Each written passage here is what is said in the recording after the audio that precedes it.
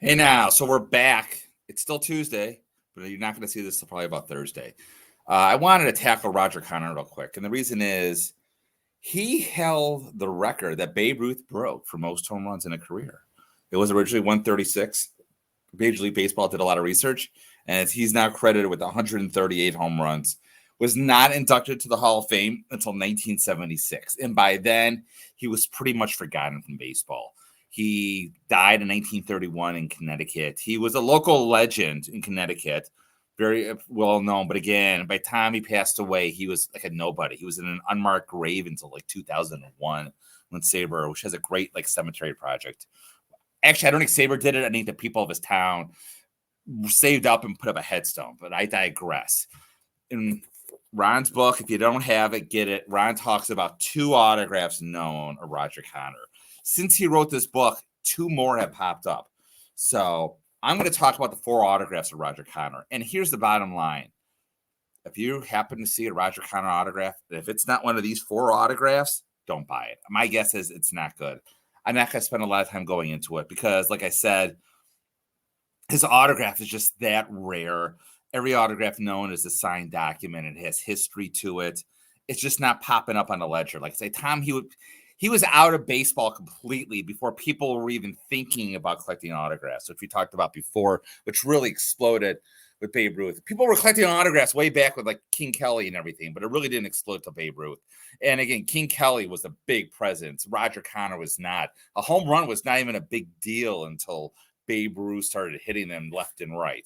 So again, not many people know. It's a great trivia question. Whose home run autograph?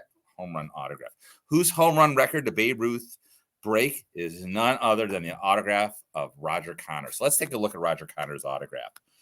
And we're going to start with the PSA database, and we're going to get to both of these in a second. So this first autograph right here, let me blow it up here.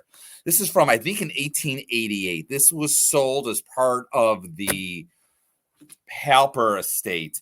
He had this great ledger, and if I can own any one piece of baseball autograph, like memorabilia in history, it would be this hotel ledger that this Roger Connor autograph came out of. All these turn of the century players signed this one ledger book, and in it was Roger Connor. And this one is one of the autographs in there. It's 100% good. This is one of the 2 that Ron talks about in his book. And it's a little different. I don't want to get too much to the analysis. You could see like the double loop here. And the other one looks a little bit different. And this next one, I'll show you when this sold. This is from the estate of Tim Keefe, another Hall of Famer, 300. Doesn't matter about Tim Keefe. We'll talk about him another day.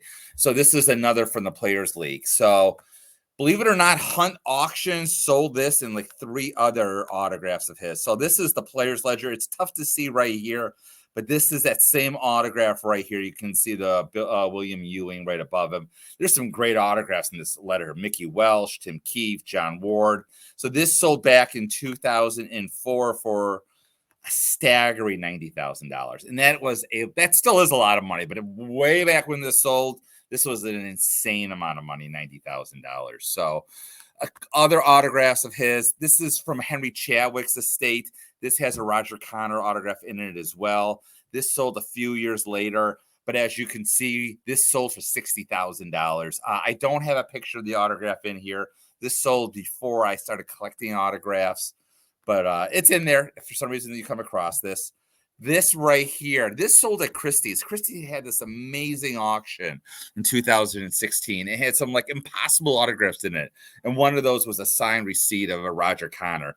Now, is the autograph good? 100%. The problem is this sold for $23,000, you could see. And this was considered a bargain when it sold, believe it or not. Not a lot of people knew about this auction, but also there's rumors that this check was stolen. The reason why people think that is like in the Hall of Fame, there are other very similar checks to this and that are in the Hall of Fame. So people argue, oh, if those checks are in the Hall of Fame, this check should be in the Hall of Fame autograph. And perhaps it was stolen. How did this one get out when others didn't? But regardless, it's good. And the final one I want to talk about, this just came up for sale a couple of months ago. Like there was an amazing collection from the Stoneman family released this stock certificate. It's just amazing. And you can see right here, sold by Hunt, it had an estimate of $3,000 to $5,000.